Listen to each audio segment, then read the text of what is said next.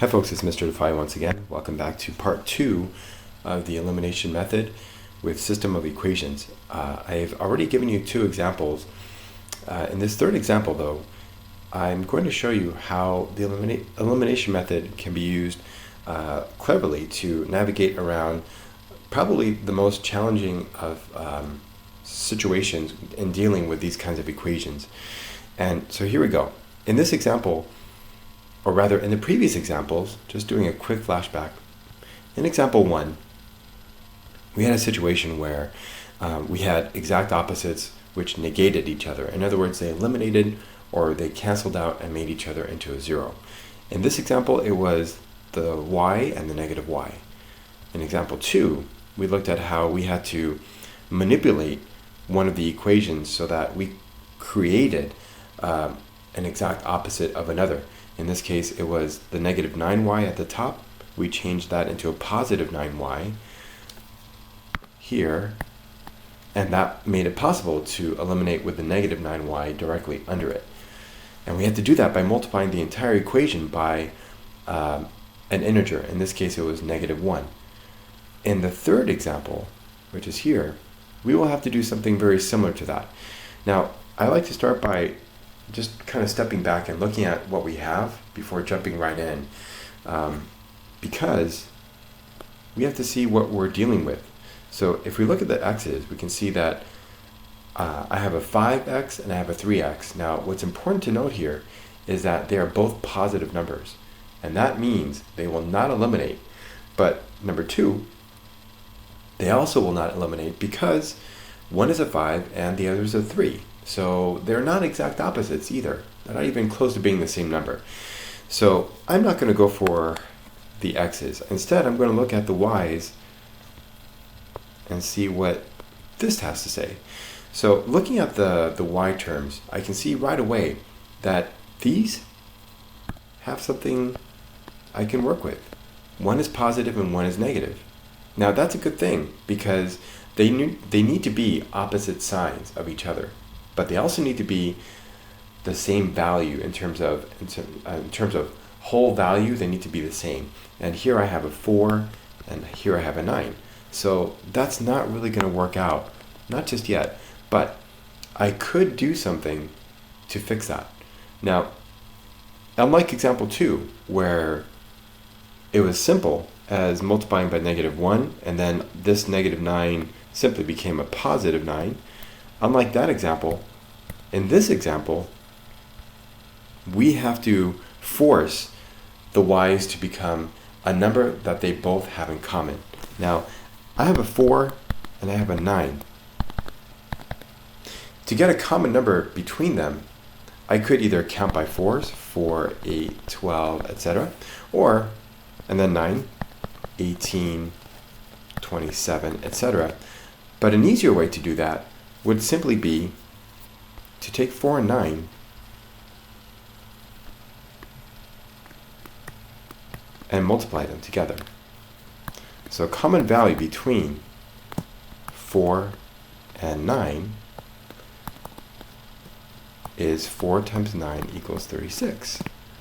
Okay, that's a quick way. There are other methods to do this, but this usually serves our purpose for doing this kind of work with systems of equations. So what I'm going to try to do is I'm going to try to make this 4 here into a 36 and this 9 here into a 36. And what will happen in the end is I will get, hopefully, something like this. I'll get a positive 36y and then a minus 36y, and then they will eliminate with each other, and I can go ahead and solve the rest of it and find out what x is. Okay, so this is the plan that I'm going to take. Now, in order to make this happen, and I'm going to go ahead and move this up here. In order to make that happen, all I have to do is multiply. Unlike example 2, where I only multiply one equation, in this example, I will have to multiply both equations. And so this will have to get multiplied by whatever number times 4 would make 36.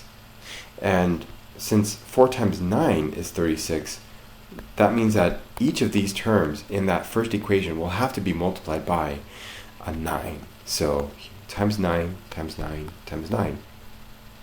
Whereas down here, each of these terms would have to be multiplied by something else. And the reason is because I have to transform this negative 9 into a negative 36, right? Because over here it's going to become positive 36.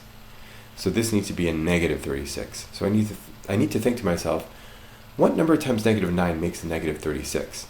And that would be a 4. Okay? So if that gets multiplied by 4, then so does this, and so does this. So they both transform together. So going back to the top, my first equation becomes 5 times 9x. 9 times 5x is 45x. 4y times 9 is 36y. And on the right side, 9 times negative 30 would be negative 270. Now, at the bottom, we have 4 times 3x, which is 12x. 4 times negative 9y, which is negative 36y, which is good because they will cancel. 4 times negative 18, which would be negative 72. So as you can see, right over here, these two terms are about to eliminate because they are now exactly opposite of each other, numerically, in every way. So I'm going to go ahead and do that. I can cancel these out right away. They become a value of 0. And that gives me freedom to now combine going straight down this way and this way. So doing so, 45x plus 12x gives me a new term, which is 57x. So I get 57x right there. On the right side, I will have a negative value, and then I will have 342. Okay, now using the properties of division on both sides, I divide by 57 here and right there, and x will come out to be a negative value since we're using two different signs here, and this will be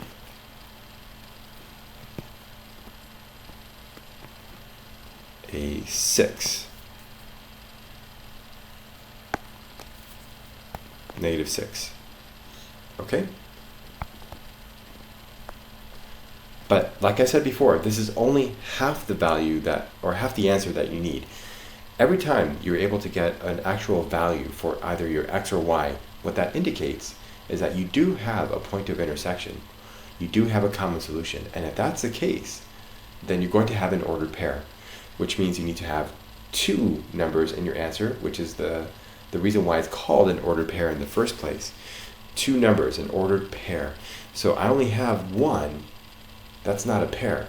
So I need to get my y number now, which means I have to take time to figure out what that's going to be. So we're going to get our y value. And the way to do this is to take the answer you just got a moment ago, which is a negative 6, and replace that into one of your two equations. Now, it doesn't matter which one, and I explained in my last video why that is, but as a quick recap, the reason it doesn't matter is because each function you see here represents a line, and the fact that I was able to get a numerical answer for x means that if I were to graph these two lines, they would indeed intersect. And so because they intersect at one single point, that point is shared between both lines, and that's why it doesn't matter where your negative 6 is put. You'll get the same value for y from both equations. Okay, so let's see, I'll go with the first one. So we're going to use the first equation. What we get is this. We get 5 times negative 6. That used to be 5x, but now it's 5 times negative 6. Plus 4y is equal to negative 30. From here on, it's just solving. And being careful, of course, with your math. So this is negative 30 plus 4y equals negative 30. Then I add 30 on both sides, the addition property of equality. I get 4y is equal to 0, which is interesting. Those two cancel out. And what that means is that my answer will be 0. Okay? Because only 4 times 0 will make an answer of 0. So y cannot be anything but a 0. And with that, we're done. So we have a common solution, which is at -6 and 0. And that is how you use the elimination method. Okay, this is probably one of the most advanced examples with the elimination method that you will see at an Algebra 1A level. Again, just be mindful of your math. Think about what you have in the beginning. Look at the equations that you're given in the first place. And before jumping right in, see if there's anything you can eliminate right away. And if there is, go ahead and do that. If there isn't, that means that you need to change something in either one equation or both equations. And the only way you can do that is through multiplication. So, and with that, having said that, remember, if you multiply, you have to do it with all three terms or all the terms in an equation, because they're linked together like a chain. So whatever affects one automatically affects all the others in the same way. Okay, so I hope this video helped you out. Please do check out the one before this with examples 1 and 2. And as always, stop by and leave a comment. And thanks for watching. Bye-bye.